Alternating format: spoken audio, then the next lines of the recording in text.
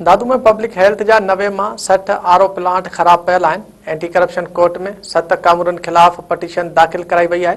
वधीक तफ़सीलात सां telephone line ते मौजूद आहे मेहरान टीवी जो रिपोर्टर अशफाक मलिक। जी अशफाक, छा तफ़सील आहिनि?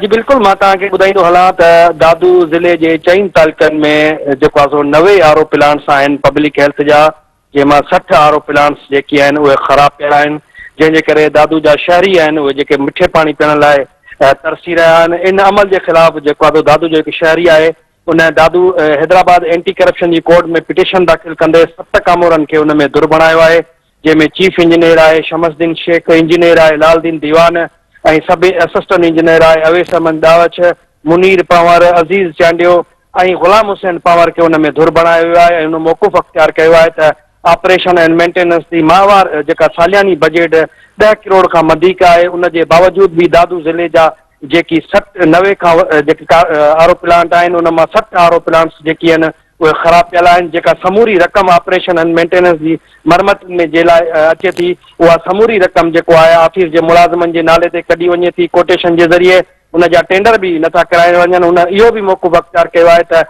दादू मच्छी मोरी ते 80 करोड़ रुपयनि जी लागत सां हिकु फिल्ट्रेशन प्लांट तामीर थियणो हो, जंहिंमां दादू जी 7 लख आबादी खे मिठो पाणी मुहैया थिए हा, पर उन जे बावजूद बि उन ते समूरी लागत 80 करोड़ रुपया ख़र्च थी चुकी आहे। पर हिन महिल ताईं उहो फिल्ट्रेशन प्लांट जेको आहे उहो हिन महिल गैर नाकारा बणियल आहे।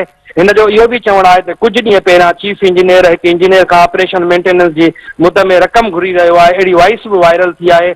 इन मां इहो लॻाए सघिजे थो त हे समूरा जेका ऑपरेशन ऐं मेंटेनेंस जी रक़म आहे उहा सिर्फ़ु हड़प कई वञे थी, पर फिल्ट्रेशन प्लांट ऐं आरओ प्लांट उन्हनि जी मरमत नथी कराई वञे, जंहिंजे करे उहे दादू जा समूरा शहरी जेकी आहिनि उहे मिठे पाणी लाइ तरसी रहिया आहिनि। ऐं उन खां पोइ एंटी करप्शन जी कोर्ट इन खे डायरेक्ट कंप्लेन खे ॿुधण जोॻो करार ॾींदे दादू जे सर्कल ऑफिसर खे 2 महीननि अंदरि इन सॼे मामले ते इंक्वायरी करे रिपोर्ट ॾियण जो हुकुम कयो आहे। ऐं उन खां पोइ जेकी इल्ज़ाम हेठि आयल आहिनि कामूरा उन्हनि खे 28 अक्टूबर ते एंटी करप्शन हैदराबाद जी अदालत तलब कयो वियो आहे। जी अशफाक, जी महिरबानी।